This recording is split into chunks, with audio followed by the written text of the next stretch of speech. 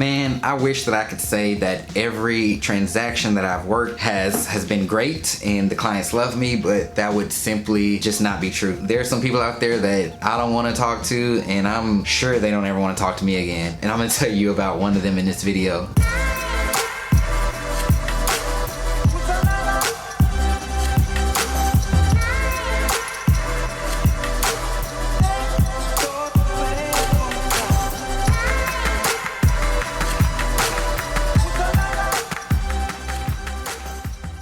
Alright, so a couple years ago, I got a referral from another agent here in Texas, but it was in another city, and it came through, I want to say it was an email or a phone call. So I ended up speaking to the agent. He was telling me about the clients, and he said that he had just sold their house there down in Austin probably around 2 years before.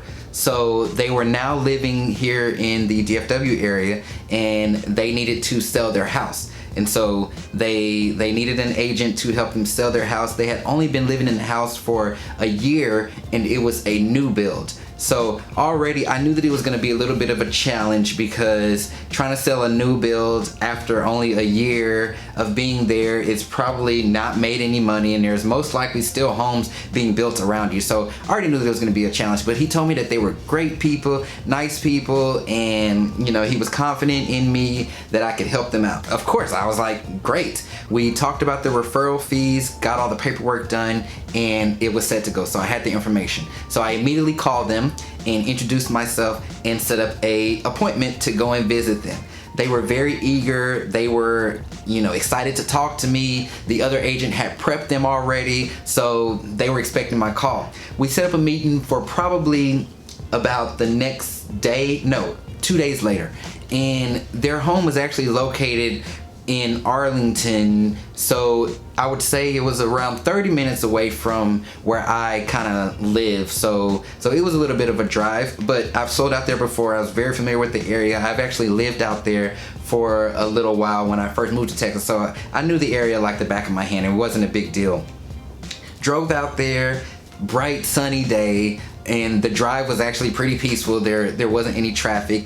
Got there, knocked on the door, and they opened the door, greeted me. Very, very, very nice people. So nice. We just sat there and talked. So it wasn't a true listing appointment. It wasn't super formal. It was just kind of a getting to know each other appointment. So they were asking about me, and I was asking about them and what they were trying to do. And the reason why they wanted to move was because of a job transfer. So they were moving down to South Texas. So leaving north, now moving back down south, and they needed to sell. Now at this time, they weren't necessarily in a rush or anything. They didn't have all the details for the job yet, but they knew that it was coming, so they wanted to go ahead and put the home on the market.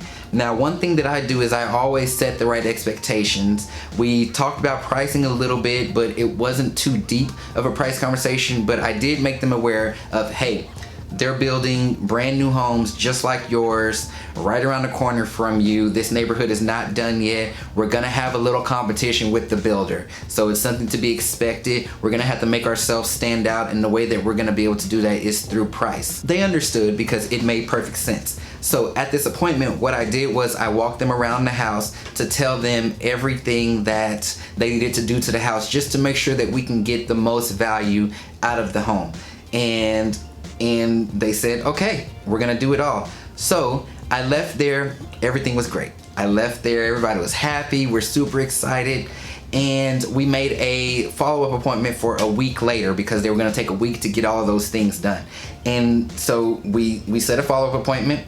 I showed up to that appointment. This was the actual listing appointment. So this was when we're getting all the documents signed and we'll be ready to go. I knew that they were going to list. I knew that we were all good on that. So I already had my stuff scheduled. So I had the photographer scheduled. I had the sign scheduled to be delivered. I had everything ready to go. So when I went to this appointment, it was just a matter of signing paperwork, and I was getting photos done, the sign done, everything all at that one time. So I was over there for a couple of hours, and they were very pleased with that, because they were like, okay, yeah, we love this. You're taking great care of us, all that kind of stuff. So it was all good. Now it was time to get on the market. So I got the photos the next day, sent them to the client for approval. They loved them. We did twilight photos, so it was a little dark, and it was just a great feel.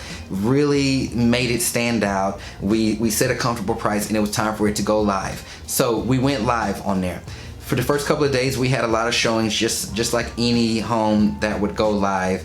And well, I wouldn't say a lot of showings. It was kind of relative to that area because, again, there was a lot of new builds over there. So we had I would say, a healthy amount of showings, but no offers yet. And I told them that, hey, it's perfectly normal because sometimes a lot of agents will come out and preview the home since it's new on the market. They want to see what it's like. But I was still reminding them, hey, we just have to keep hope alive, remain competitive. It's only been a couple of days. And again, we have a lot of competition. This neighborhood isn't even done yet. And so don't worry about it too much. So on my end, I'm sending out e-blasts, I'm making phone calls, I'm doing everything that I have to do.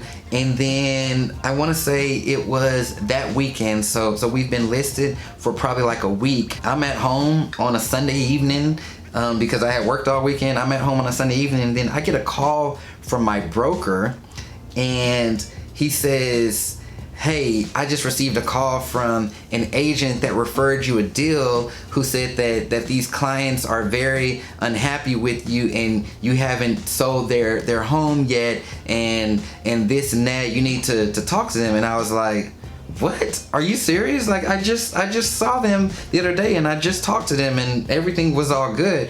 And then he was like, yeah, they're like saying something about you didn't put a flyer box on the sign and this and that, and they're just so unhappy. So I was like, oh my gosh, okay. So I get off the phone with him and I immediately go over there. Again, Sunday evening, driving 30 minutes away. I immediately go over to their house, and I mean, I texted them on the way there to let them know that I was coming, and you know, they were all for it. So I'm hightailing it over there. I get there and they open the door and just, yeah, hey, and blah blah blah, just so nice. And yeah, we were talking to the other agent, and you know, we just thought that it would be best if you put a flyer box on the sign so that people can get information about it, you know, before they actually call you. And I was like, sure. You know, I went in my trunk because I had one in there. I went in my trunk, put a flyer box. I took some of the flyers that were in the house and put them in that box, and I sat down and I had a conversation with them, and I was like, hey, I just wanted to make sure we're all on the same page.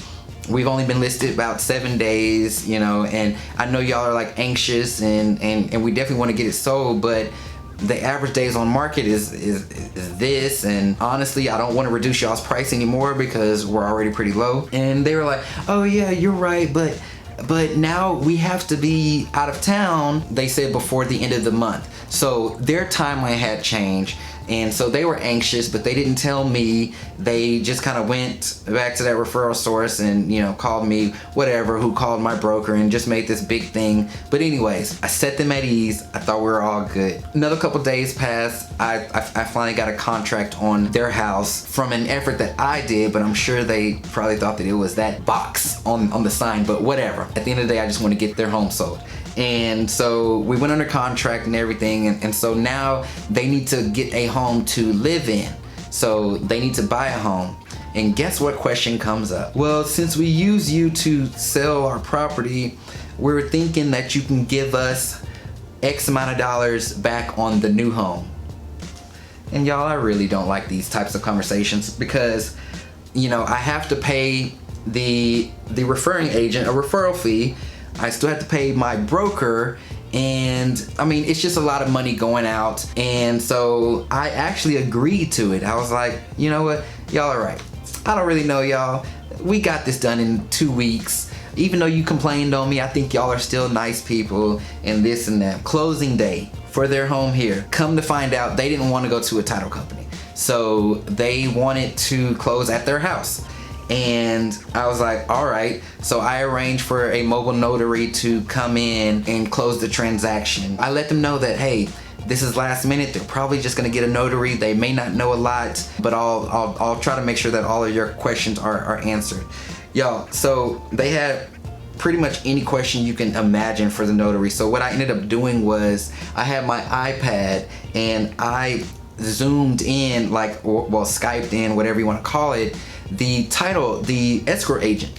So like it's literally me, the notary, the sellers, and the escrow agent on my iPad. It's like some futuristic shit. And so she's leading the closing, the notary's just stamping and signing and all that kind of stuff. And these people are just, I mean, this is like a side of them that I've like never seen before. So closing day happened, we close out all the documents. 2 days later, they moved down to the other city. Now this is in South Texas, so this is probably around 6 hours away from where I live. So of course I didn't go down there. It was another new build, so there was a new sales representative down there helping them with everything. So there wasn't really a need for me. I was facilitating it all. I was making sure that everything was okay. They were in good hands.